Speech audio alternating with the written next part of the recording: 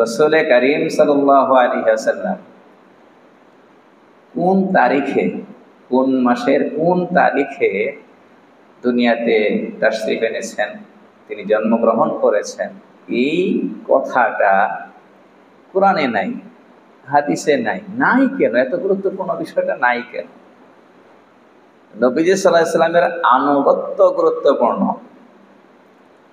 নবী সাল্লাল্লাহু আলাইহি ওয়াসাল্লামকে ভালোবাসা মহব্বত করা গুরুত্বপূর্ণ, এবং এটা এত বেশি গুরুত্বপূর্ণ যে নবীজির আনুগত্য ছাড়া আল্লাহ তাআলার আনুগত্য হয় না। নবীজি সাল্লাল্লাহু আলাইহি ওয়াসাল্লামকে মহব্বত করা ছাড়া, ভালোবাসা ছাড়া আল্লাহকে মহব্বত করা, ভালোবাসা হয় না। এখানে ভিন্ন কোনো বা বিকল্প কোনো উপায় নাই। তো নবীজির আনুগত্য এত বেশি গুরুত্বপূর্ণ, নবীজিকে ভালোবাসা এত বেশি গুরুত্বপূর্ণ, এজন্য নবীজি সম্পর্কে জানা, যেন নবীজির আনুগত্য করা যায়, এটা খুবই গুরুত্বপূর্ণ, খুবই গুরুত্বপূর্ণ। আমরা যতটা বুঝি তার চেয়েও বেশি গুরুত্বপূর্ণ। কিন্তু নবীজি কোন মাসের কোন তারিখে দুনিয়াতে এসেছেন, জন্মগ্রহণ করেছেন, তাশরীফ এনেছেন, এই প্রশ্নটা আমাদের কাছে গুরুত্বপূর্ণ হলেও আল্লাহর কাছে গুরুত্বপূর্ণ নয়, রাসূল করিম সাল্লাল্লাহু আলাইহি ওয়াসাল্লামের কাছে গুরুত্বপূর্ণ নয়। যদি গুরুত্বপূর্ণ হইতো তাহলে আল্লাহ তাআলা কোরআনে বলে দিতেন। কয়টা আয়াত ব্যয় করা লাগতো এই কথাটা বলার জন্য? যে কোনো জায়গায় বলে দিতে পারতেন না, কিন্তু আল্লাহ বলেননি। রাসূল করিম সাল্লাল্লাহু আলাইহি ওয়াসাল্লামের অসংখ্য হাদিস, অগণিত হাদিস, কোনো একটি জায়গায় বলে দিলেই হতো, কিন্তু নবীজি ওটা বলে দেননি। এইখানে কিন্তু সমাধানটা ছিল যে নবীজির জন্মবার্ষিকী পালন করা যাবে কি যাবে না, করতে হবে কি হবে না, করাটা ভালো নাকি মন্দ, এই সব সমস্যার বা এই সমস্ত প্রশ্নের জবাব কিন্তু এই জায়গাটাতেই ছিল। নবীজি নিজের জন্মের ব্যাপারে এতটুকুন বলে গিয়েছেন যে তিনি বার হিসাবে সোমবারে দুনিয়াতে এসেছেন। এজন্য এটা আপনি আমি কসম করে বলতে পারবো, দুনিয়ার যে কেউ কসম করে বলতে পারবে, কসম ভঙ্গ হবে না, যে নবীজি সাল্লাল্লাহু আলাইহি ওয়াসাল্লাম সোমবার দিন দুনিয়াতে এসেছিলেন।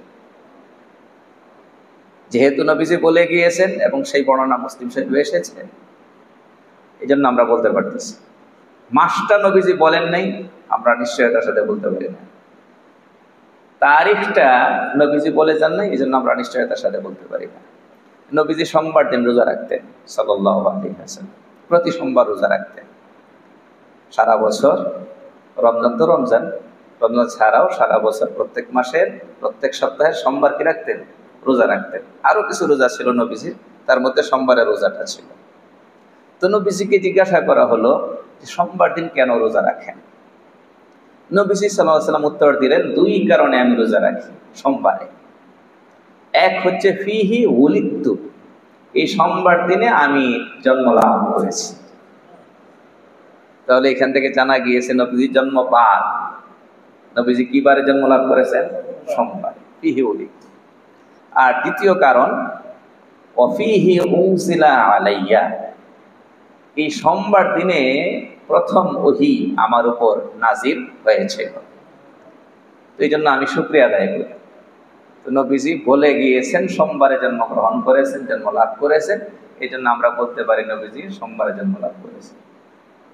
তারিখটা যদি বলে যেতেন সেটাও জেনে যেতাম, মাসটা বলে গেলে সেটাও জেনে যেতাম।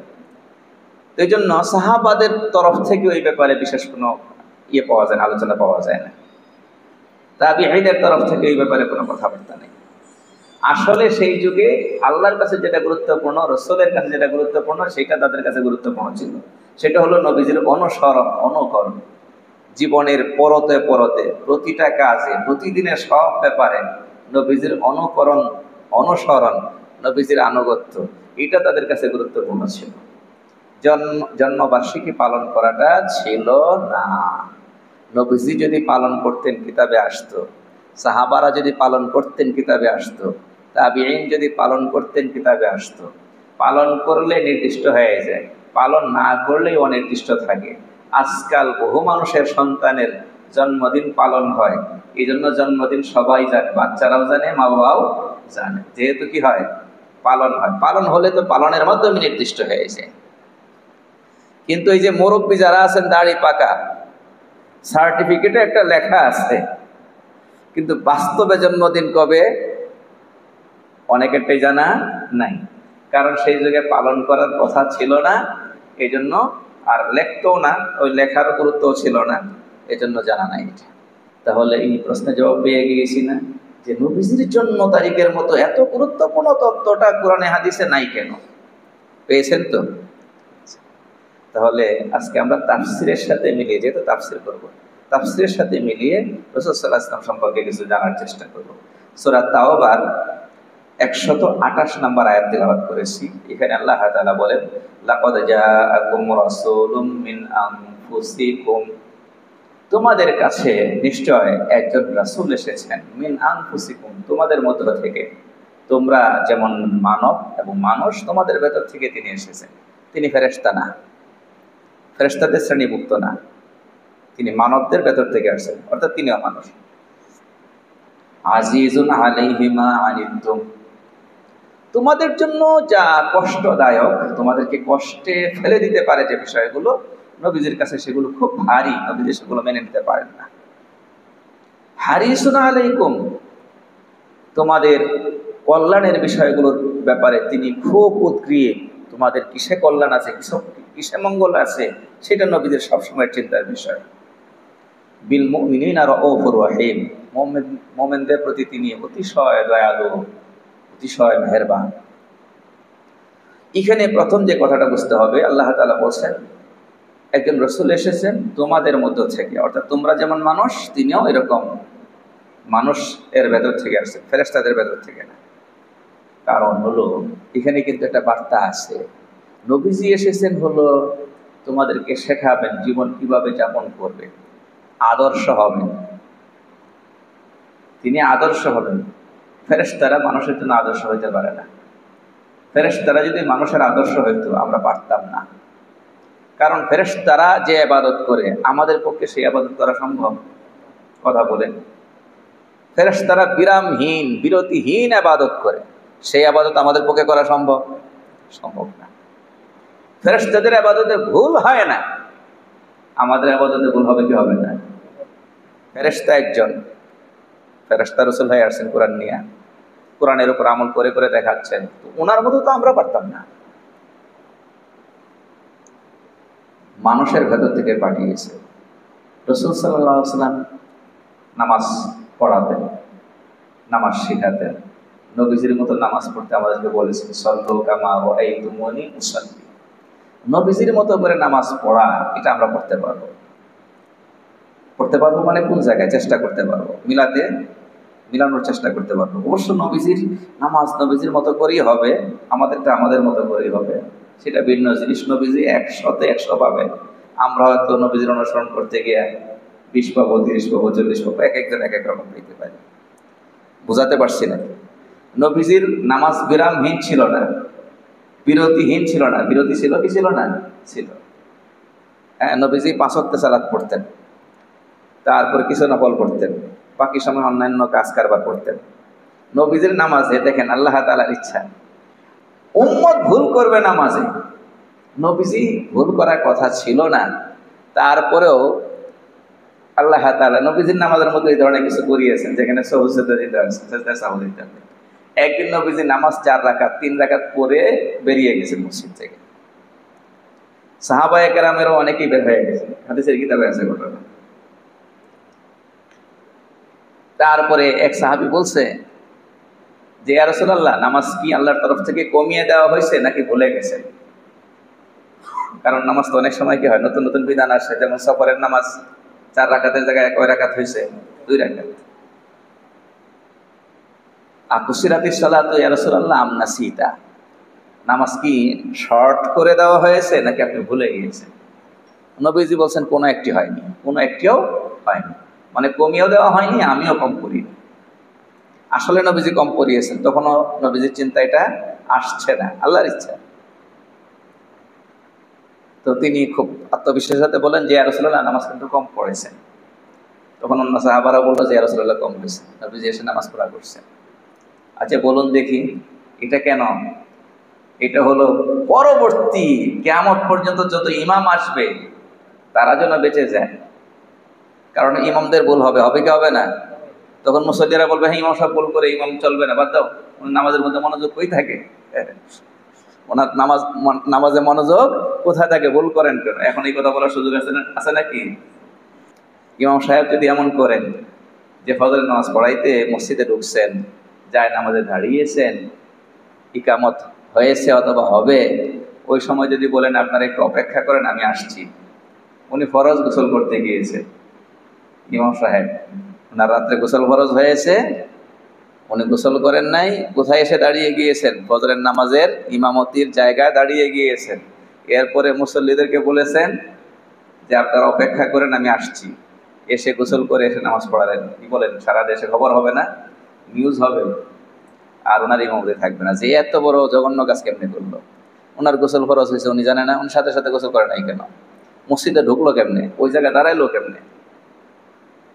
আপনারা শুনলে অবাক হবেন, রাসূল কারীম সাল্লাল্লাহু আলাইহি ওয়াসাল্লাম একদিন ভূমিকা একদিন এমনই ছিল, তিনি ইমামতের মুসল্লায় দাঁড়িয়ে গিয়েছেন, তারপরে মুসল্লিদেরকে সাহাবাদেরকে বলছেন যে তোমরা অপেক্ষা করো আমি আসছি, গোসল করে এসেছে। আচ্ছা নবীদের এটা হওয়ার কথা? হওয়ার তো প্রয়োজন ছিল না। রাসূলুল্লাহ সাল্লাল্লাহু আলাইহি ওয়াসাল্লাম তো এমন সত্তা যে ঘুমালেও অন্তর ঘুমায় না, অন্তর সজাগ থাকে। নবীজি ঘুমাইলেও অজু ভাঙতো না। অর্থাৎ তিনি একেবারে একদম দুনিয়ার ব্যাপারে কি হয়ে যেতেন না, খবর হয়ে যেতেন না। আমরা ঘুমাইলে কি হয়ে যাই কিচ্ছু আর জানি না, কিন্তু নবীজির এমন হতো না। আইনায়া তানামানি ওয়াল কলবু ইয়াকাযান, নবী তো এমন ঘুমালেও অন্তর সজাগ, অজু ভাঙে না। তো সেই নবীজি সাল্লাল্লাহু আলাইহি ওয়াসাল্লাম ফরজ গোসলের কথা বলে গেলেন, যায় নামাজে এসে দাঁড়িয়ে গেলেন। এটা কিসের জন্য? ওই অনুসরণ যারা করবে তাদের তো ভুল হবে, তারা যেন নমুনা পায়। এক সফরে সাহাবায়ে কেরামকে নিয়ে নবীজি ফিরতেছেন, তো যাত্রা বিরতি, শেষ রাত্রে যাত্রা বিরতি। শেষ রাত্রে যাত্রা বিরতির ক্ষেত্রে নবীজির আদর্শ ছিল, সুন্নাত ছিল ভারী ঘুম যেন না হয়, এই জন্য শয়নটা হালকাভাবে করা। হালকাভাবে কেমন? যে কোনো রকম বালিশ ছাড়া হাতের উপর মাথাটা রেখে একটু ঘুমানো। রাত্রে 3টার সময় যদি কেউ ঘুমায়, একেবারে সম্পূর্ণ ঘুমের প্রস্তুতি নিয়ে, শীতকাল যদি হয় একেবারে কম্বল টম্বল গায়ে দিয়ে গায়ের পোশাক খুলে রিল্যাক্স হয়ে, আর যদি নিয়ত করে 1 ঘন্টা পরে ফজরের জন্য জাগতে পারবে নাকি? 1 ঘন্টা পরে জাগতে হবে ফজরের জন্য। এটা যদি করতে হয় তাহলে গায়ে যে পোশাক আছে এইভাবেই শুয়ে যেতে হবে, কোনো রকম কম্বলও গায়ে দেওয়া যাবে না, লেপও গায়ে দেওয়া যাবে না, তাহলে হয়তো জাগতে পারবে। তো নবীজি সাল্লাল্লাহু আলাইহি ওয়াসাল্লাম 2টা কাজ করেছেন। একটা হলো এরকম হালকাভাবে শুয়েছেন যেন জেগে যেতে পারেন, আর 2 নাম্বার হলো একজনকে দায়িত্ব দিয়ে রেখেছেন যে আমরা ঘুমাই, তুমি ঘুমাবা না। কে আসো এরকম? বেলাল বলছে রাদিয়াল্লাহু তাআলা, ইয়া রাসূলুল্লাহ আপনারা ঘুমান, আমি আপনাদেরকে সময় মতো জাগিয়ে দেব। ব্যবস্থা করে যেন একজন জাগিয়ে দেয়, সেই ব্যবস্থা করে তারপরে নবীজি ঘুমিয়েছেন। বেলাল রাদিয়াল্লাহু তাআলা তিনি সজাগ ছিলেন, কিন্তু পরবর্তীতে উনিও নিজের অজান্তে ওনার চোখে ঘুম নেমে এসেছে, ঘুমিয়ে পড়েছেন। সবাই ঘুমিয়ে, সূর্য খানিকটা উঠে গেছে। প্রথম জেগেছেন নবীজি সাল্লাল্লাহু আলাইহি ওয়াসাল্লাম, সূর্য খানিকটা উঠে গেছে। কিন্তু বেলালকে ডেকে বলেন, বেলাল তুমি দায়িত্ব নিয়েছিলে আমাদেরকে ফজরে জাগাবে, কই? ইয়া রাসূলুল্লাহ, যে ঘুম আপনাদেরকে কাবু করেছে, কাতর করেছে, সেটা আমাকেও পেয়েছে, আমাকেও কাবু করেছে, আমাকেও কাতর করেছে। নবী সাল্লাল্লাহু আলাইহি ওয়াসাল্লাম ওই জায়গা থেকে সবাইকে নিয়ে দ্রুত সামনে অগ্রসর হলেন। খানিকটা সময় যেন পার হয়ে যায়, জায়গাটা অতটা ভালো না, জায়গা বদল করছেন, 1 কাজে 2 কাজ, সামনে গিয়ে নামাজ পড়ছেন। আচ্ছা বলুন দেখি, এই যে একটু আগে হাদিস শোনালাম নবীজির অন্তর ঘুমায় না, নবীজির অন্তর সজাগ, তো তারপরে এখানে নামাজ মিস হলো কেমনে? এটা উম্মতের জন্য একটা শিক্ষা এখানে থাকতে হবে। কারণ পরবর্তীতে কেউ যদি কারো নামাজ কাজা হয়ে যায় ঘুমের কারণে, অন্যরা বলবে আরে উনি কি নামাজি, উনি যদি পাকা নামাজি হইতো বা উনি যদি আল্লাহর ওলি হইতো, ওনার নামাজ কাজা হয় কেমনে? কিন্তু মানুষের তো হবে, সাধারণ মানুষের তো হবে। এটার জন্য একটা নমুনা আল্লাহ তাআলা স্বয়ং কার মধ্যে রেখেছেন? রাসূলুল্লাহ সাল্লাল্লাহু আলাইহি ওয়াসাল্লাম। আপনারা হয়তো শুনেছেন, বহুবার শুনে থাকবেন, নবীজির স্ত্রী যারা ছিলেন, আল্লাহু আকবার, উম্মতের মা, বাছাই করা, কিন্তু তারা নবীজির সঙ্গে ঝগড়া করেছে। এবং এমন ঝগড়া হয়েছে যে নবীজি 1 মাস পর্যন্ত আল্লাহর নামে কসম করে তাদের থেকে আলাদা থেকেছেন, ঘরে যান, স্ত্রীদের কাছে যান। কয় মাস? 1 মাস। এই তত কোথায় আছে? খোদ কোরআনে আছে। কেন? সাহাবায়ে কেরাম, নারী পুরুষ সবাই নবীর জন্য জীবন দিতে তৈরি ছিল, দিয়েছেন। সেখানে নবীর বিবিরা ঝগড়া করে কেন?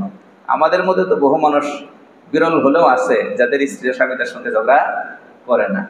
কি বলেন? একদম নাই, সীমিত হলেও আছে, তো আছে। তাহলে আমাদের মধ্যে যদি এরকম নারী পাওয়া যায় যে স্বামীদেরকে এতটা মান্য করে, মহব্বত করে, ভালোবাসে, ঝগড়া করে না, তাহলে নবীর স্ত্রীগণ, নবীর বিশ্ব নবী মুহাম্মদ রাসূলুল্লাহ সাল্লাল্লাহু আলাইহি ওয়াসাল্লাম, আল্লাহর পরেই যার মর্যাদা, তিনি এত বড়, এত শ্রেষ্ঠ, আল্লাহু আকবার, আখলাকের দিক থেকে, সব দিক থেকে এত পরের, সেই নবীকে পাওয়ার পরে নিজেদেরকে এতটা গর্বিত মনে করতে পারলো না, ঝগড়া করলো। কি করে সম্ভব? আসলে ঝগড়া করার কথা ছিল না। এটাও হলো উম্মতের জন্য যেন একটু আদর্শ থাকে। কোনো পরবর্তীতে যে উম্মতরা আসবে তাদের স্ত্রীরা তো সবাই ফেরেশতা হবে না, ভালো হবে না, অনেকের ভালো হবে, অনেকের একটু ঝগড়াটে হবে। কথা বুঝেন? হবে কি হবে না? তারা যেন একটা নমুনা পেয়ে যায় এবং তারা যেন নিজের উপর হতাশ হয়ে না যায়, নৈরাশ হয়ে না যায় যে আমার কপালটা একদম পোড়া, নতুন এরকম স্ত্রী কেন ঘরে জুটলো। সান্ত্বনা আছে যে আমার স্ত্রী ঝগড়া করতেই পারে, যেখানে বিশ্বনবী মুহাম্মদ রাসূলুল্লাহ সাল্লাল্লাহু আলাইহি ওয়াসাল্লাম ওনার স্ত্রীরা ওনার সঙ্গে কি করেছে? ঝগড়া। এবার বুঝতে পেরেছেন ফেরেশতাদের মধ্য থেকে কেন পাঠান নাই, মানুষের মধ্যে কেন পাঠাইছেন? যেন আমরা নমুনা খুঁজে পাই। বাবা হিসাবে কেমন হওয়া লাগে, নবীজির মধ্যে নমুনা আছে না নাই? নবীজি বাবা ছিলেন কিনা? বলেন, ছিলেন কিনা? ছিলেন। স্বামী হিসাবে কেমন হওয়া লাগে? নবীজি নমুনা। ফেরেশতা তো স্বামী হইতো না, ফেরেশতা বাবা হইতো না। শ্বশুর হিসাবে কেমন হওয়া লাগে? নবীজি নমুনা। আজকাল বেশিরভাগ সংসার ভাঙ্গে, মেয়ে বিয়ে দিয়েছে, মেয়ের শ্বশুর বাড়িতে ঝগড়া বাঁধায় এই মেয়ের মা, মেয়ের বাবা, ঠিক না? শ্বশুর বাড়িতে স্বামী কি বলেছে, অথবা শাশুড়ি কি বলেছে, শ্বশুর কি বলেছে, তারপরে জামাইয়ের বোনেরা কি বলেছে, এই তথ্যগুলো সংগ্রহ করে মেয়ের মা অথবা মেয়ের বাবায় আর নানান এই পরামর্শ দিতে থাকে, আর ওখানে ঝগড়া বড় হইতে থাকে। এরকম হয় কি হয় না? কথা বলেন না। নবীজির মেয়ে উসমান রাদিয়াল্লাহু তাআলার স্ত্রী একদিন নবীজির কাছে এসে উসমান রাদিয়াল্লাহু তাআলার ব্যাপারে কি যেন বলতে চেয়েছিল। রাসূল কারীম সাল্লাল্লাহু আলাইহি ওয়াসাল্লাম বললেন, আমার কাছে এটা পছন্দের বিষয় না যে কোনো একজন স্ত্রী তার স্বামীর বিরুদ্ধে এসে কিছু বলবে। কথা বুঝতে পেরেছেন? এর মানে সংসার করতে গেলে একটু এদিক সেদিক হবেই। হলেই যে তুমি এসে বাবার বাড়িতে বলতে হবে, বাবার কাছে বলতে হবে, মায়ের কাছে বলতে হবে, ঠিক না? নবীজি শোনেননি। তাহলে এই যে মেয়ে বিয়ে দেওয়ার পরে কোন ভূমিকায় থাকতে হবে, এই ক্ষেত্রে আদর্শ পাওয়া গেছে কি যায়নি? কথা বুঝতে পেরেছি? এরকম ভাবে সব ব্যাপারে আদর্শ পাওয়া যাবে নবীজির মধ্যে। ফেরেশতা পাঠাইলে এটা হতো না। নবীজির 3টা গুণ এখানে আল্লাহ তাআলা উল্লেখ করেছেন। 1 নাম্বার হলো আজিজুন আলাইহি মা আনিতুম, তোমাদের জন্য যেটা কষ্টের বিষয় হবে, নবীজির কাছেও এটা কষ্টের বিষয় ছিল, নবীজিরা মানে নিতে পারতেন না। তিনি তোমাদের কল্যাণ কোথায় আছে সেটা সবসময় চাইতেন। তোমাদের প্রতি তিনি অতিশয় দয়া পরবশ ছিলেন, দয়ালু ছিলেন। এখান থেকে যে কথাটা আমরা খুব সহজে বুঝবো সেটা হলো, নবীজি যে আদর্শ রেখে গিয়েছেন, সুন্নাহ রেখে গিয়েছেন, এইটার মধ্যেই হলো আমাদের জীবনকে সহজ করার এই ব্যাপারটা নিহিত। এখানে নবীজির আদর্শের বাইরে যদি যাই, সুন্নাহর বাইরে যদি যাই, তাহলে জীবন কঠিন হবে। এটা বুঝতে হবে। জীবনের সবচেয়ে বড় শিক্ষা হলো এটা আমাদের জন্য, ইমানদারের জন্য, মুসলমানের জন্য। জীবন সহজ হয় কখন, কঠিন হয়। একটা দৃষ্টান্ত দিই, তাহলে বুঝতে সহজ হবে। গতকালকে একজন ডাক্তারের সঙ্গে আমার সাক্ষাৎ হয়। আমি ওনার কাছে গিয়েছিলাম চিকিৎসার জন্য। দিনদার ডাক্তার, আল্লাহ তাআলা ওনার ঈমান, আমল, দিনদারির মধ্যে বরকত দান করে। উনি আমাকে ঘটনা শোনালেন। চেহারাটা খুব মলিন ছিল। তো বললেন যে হুজুর আপনাকে তো আমি 2 দিন আগে জানিয়েছিলাম আমার মা ইন্তেকাল করেছেন, দোয়ার জন্য বলেছিলেন। আজকে সারাদিন একটু ভালোই ছিলাম, কিন্তু এই বেলায় এসে মনটা খারাপ হয়ে গিয়েছে। কেন? বলল যে মা মারা গিয়েছে। এখন হুজুর আমি আগে আপনার কাছে জিজ্ঞাসা করি, এই যে সমাজে সব মানুষকে খাওয়াতে হবে, এটা কি আছে কিনা ইসলামের মধ্যে, সুন্নাহর মধ্যে এটা আছে নাকি? আমি বললাম এই যে প্রথাগত যে খাওয়ানো, এটা তো নাই। হুজুর আমিও তো এইটাই জানি, আমি বাড়িতে এই ফয়সালা দিয়ে এসেছি যে সমাজের সব মানুষকে যে দাওয়াত করে খাওয়াইতে হবে, এটা করা হবে না। এখন এই মুহূর্তে আমার কাছে ফোন আসছে যে হ্যাঁ খাওয়াইতে হবে। আমি যেটা করতে চেয়েছিলাম সেটা হলো যে আমাদের সাধ্য অনুযায়ী গরিব অসহায় মানুষদেরকে, এতিমদেরকে খাওয়াবো, তাদের মতো করে তাদেরকে করবো, খাওয়াবো, সদকায়ে জারিয়ার মতো কিছু করবো। এখন যে 10 লাখ টাকা খরচ করে খাওয়ানো হবে, উনি বলছেন এটা এখানে ধনী গরিব আত্মীয় অনাত্মীয় সবাই খাবে না, এলাকার চেয়ারম্যান মেম্বার সহ সবাই থাকে। এখন বলুন দেখি, এই যে একটা মানুষের মা মারা গেল অথবা বাবা মারা গেল, যদি এই মধ্যম সামর্থ্যের মানুষ হয়, 3 লাখ টাকা 4 লাখ টাকা খরচ করে সমাজে সবাইকে খাওয়াইতে হবে, আর একটু যদি ভালো হয় অবস্থা 10 লাখ টাকা 15 লাখ টাকা করে খরচ করে সবাইকে খাওয়াতে হবে। বিষয়টা কি আপনার কি মনে হয় সহজ না কঠিন? হ্যাঁ, মরাকে আরো মারা হচ্ছে না? বলেন না, মরাকে আরো কি মারা হচ্ছে? আচ্ছা, এটা কি সুন্নতের বাইরে যাওয়ার কারণে নাকি সুন্নতের ভেতরে থাকার কারণে? বলেন, সুন্নতের বাইরে যাওয়ার কারণে।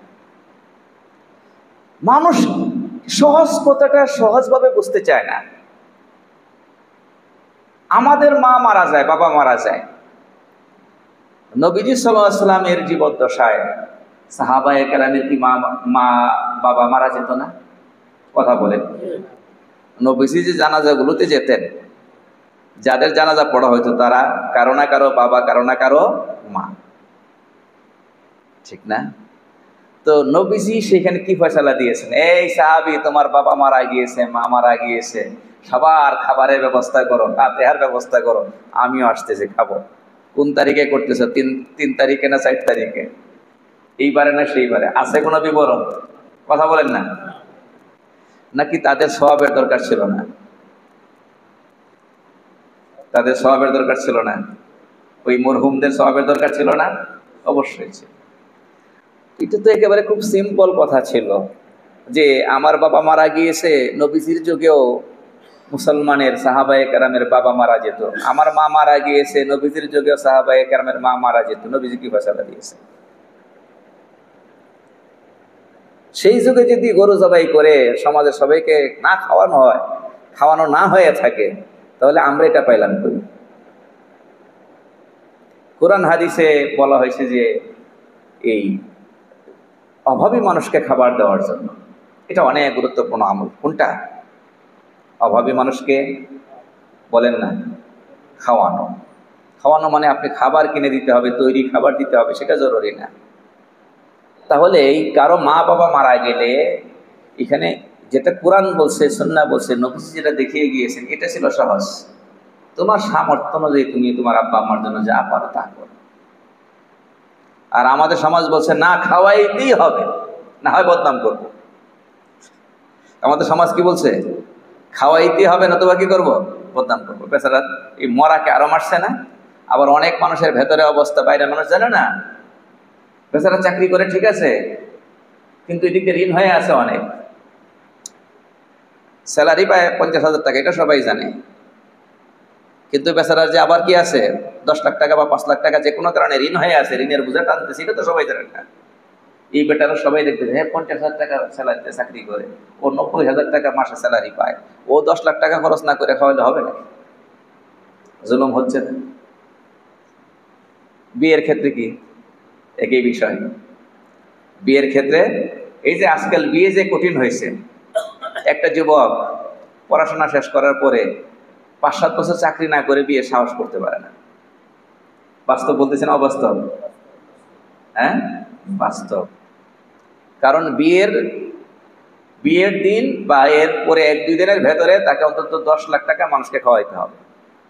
চাপ সৃষ্টি করে খাওয়া হচ্ছে, এটা বৈধ কোন জায়গায়? কথা বলেন না। বিয়েকে কঠিন করা হয়েছে না এরকম? এক ভদ্রলোক একবার আমার সঙ্গে প্রতি রমজানে যাকাতের একটা হিসাব কিতাব করতেন। তো এর মানে উনি একটা ভালো যাকাত দিতেন। এরপরে বছর আর উনি যাকাতের হিসাবটা নিয়ে আমার কাছে আসেননি। তাই বললাম, কি ভাই আপনার এই বছর কি খবর টবর? কয় হুজুর যাকাত কি দিব, এই কয়েক বছরে যা জমা করছিলাম, বিয়ে করছি না এই বছর, ফকির হয়ে গেছে। কথা বলেন, মানে এটা আমরা খুব হালকাভাবে নিলে হালকা, কিন্তু বিষয়টা কিন্তু চিন্তা করেন একটা মানুষের জন্য এটা কতটা কষ্টদায়ক। নির্দিষ্ট বয়সে বিয়ে করতে পারতেছে না, নির্দিষ্ট বয়সে বিয়ে করতে পারতেছে না, এরপরে যে তিলে তিলে টাকাগুলো জমা করছে এগুলো 2 দিনে উড়িয়ে দিতে হচ্ছে। কিন্তু ইসলাম বলছিল অলিমা করতে হবে, কিন্তু অলিমা তুমি তোমার সামর্থ্য অনুযায়ী করো।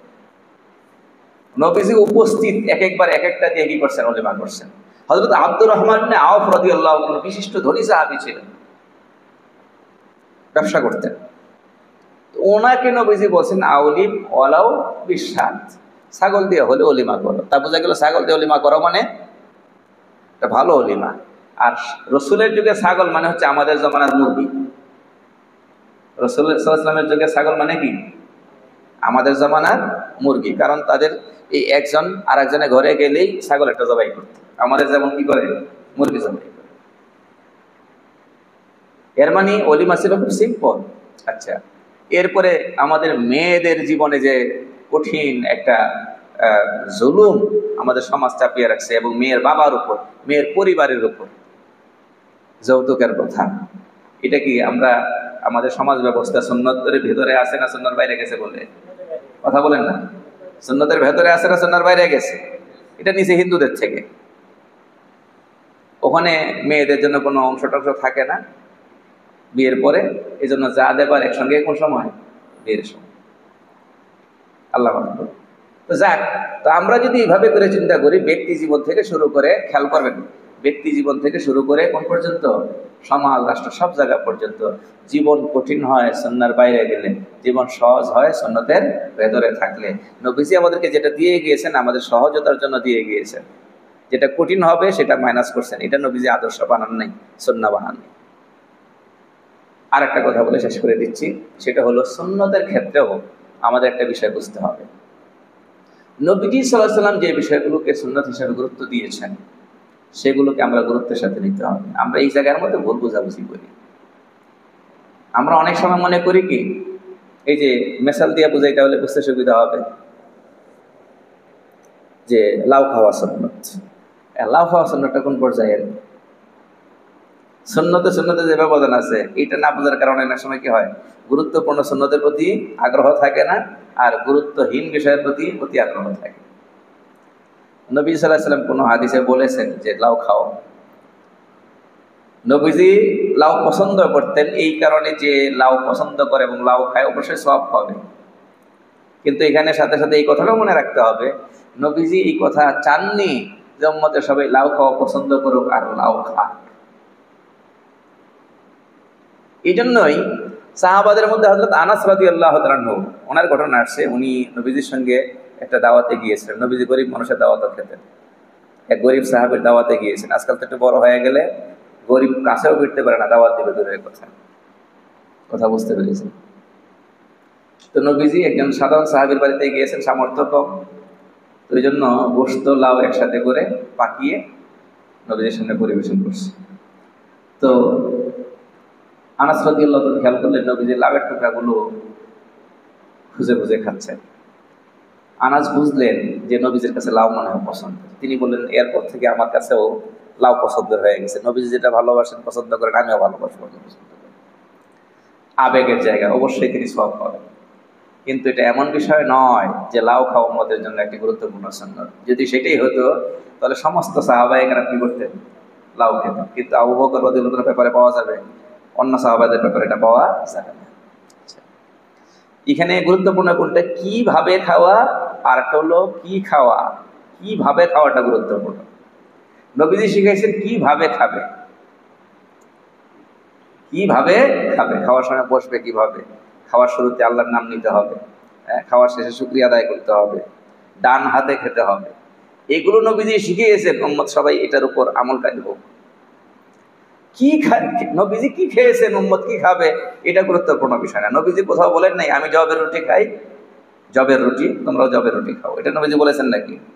কথা বলেন। আমি লাউ খাই, তোমরাও লাউ খাও। নবীজি জবের রুটি খেতেন, সেটাও আসছে কিতাবের মধ্যে।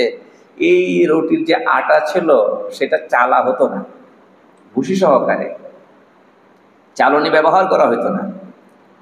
এই রুটি আমরা খেতে পারবো নাকি? নবীজি বলেছেন নাই যে আমি যেহেতু হ্যাঁ চালনি ব্যবহার করা ছাড়া ভুসি সহকারে রুটি খেয়েছি, সেই আটা তোমরাও খাও, জবের রুটি খাও, এটা নবীজি বলেননি। এটা আমাদের কাছে তিনি চান নাই, কারণ এটা হলে আমাদের জন্য বিষয়টা কঠিন হয়ে গেছে। বলেন আমরা জবের রুটি খেয়ে থাকতে পারবো? হ্যাঁ, এই যে ভুসিওয়ালা জবের রুটি পারবো? কয়দিন পারবো? মোটে পারবো। জি, শরীরের জন্য উপকার কোনটাতে, উপকার নয় কোনটাতে, সেটা আর এক বিষয়। এখন যদি আপনার পরিবারে আপনি আজকে চালু করেন যে এটা তো অনেক উপকারী জিনিস, আজকের থেকে চালু করলাম, দেখবেন যে 1 মাসের মাথায় ডাক্তারের সিরিয়াল লেগে গেছে আপনার বাসায়।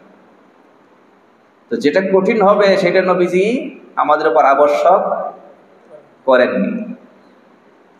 হ্যাঁ, পদ্ধতিটা আবশ্যক করেছেন, খাবে বিসমিল্লাহ বলে খাও, এটা আবশ্যক। খাবে ডান হাতে খাও। মুসলিম শরীফের বর্ণনা, এক লোক নবীজির সামনে খাচ্ছে, তো বাম হাতে খাচ্ছে। নবীজি বলেন ডান হাতে খাও, সে বলছে পারি না। নবীজি বলছেন পারবেও না। এরপরে সে আর ডান হাতে খাওয়ার পরবর্তীতে আর তৌফিক পায়নি, খেতে পারেন। এর মানে নবীজির কাছে এটা গুরুত্বপূর্ণ ছিল, বাম হাতে খাওয়া যাবে না, কোন হাতে খেতে হবে বলেন না? ডান হাতে। এখন আমাদের বহু মানুষ, আমরা কিন্তু অনেকেই খামকা বাম হাতে খাই, পানি খাচ্ছে বাম হাতে, বহু পাওয়া যাবে, বহু পাওয়া যাবে, গুরুত্বই দিই না। চা খাইলে তো বাম হাতেই খায় অনেকেই, পানি খাচ্ছে বাম হাতে। এই জন্য বলে আমরা যখন ভাত খাচ্ছি, এই সময় মাঝখানে পানি খাচ্ছি, সেখানে অন্তত ডান হাতটাকে সাথে কি করা, লাগান, এটা গুরুত্বপূর্ণ। এখানে হয়তো অনেকের মনে একটা প্রশ্ন কি দিতে পারে যে নবীজি বদদুয়াটা কেমনে করলেন? সে বলছে ডান হাতে খেতে পারে না, মিথ্যা বলছিল আসলে। নবীজি বলছেন পারবেও না, এরপরে আর পারেও নাই, ডান হাত অবশ হয়ে গিয়েছিল, বদদুয়া হয়ে গেল না। এটা আর এক কারণ। এটা হলো বড় বিপদ থেকে বাঁচানোর জন্য ছোট বিপদ দিয়ে কি করছে, পার করে গেছে। বুঝলেন না? এটা হলো মনে করেন এই একজনের বিচার করার জন্য দাঁড়াইছে, তো উনি বিচার করলে কঠিন বিচার করবে, কারণ আপনি মাঝখান দিয়ে বললেন এই তুই এটা অন্যায় করছিস, মাফসা, থাপ্পড়টা দিয়ে ভাগায় দিলেন, যা মাফসায় যা, তাড়াতাড়ি করে। আপনি ছোট্ট একটা কিছু দিয়া তারা কি করে দিচ্ছেন, পার করে দিচ্ছেন। কার থেকে বাঁচানোর জন্য?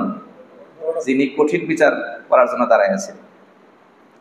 নবীজির সঙ্গে বেয়াদবি করলে আল্লাহ শাস্তি দেন, আল্লাহ ধরে ফেলেন, এটা ছাড় দেন না।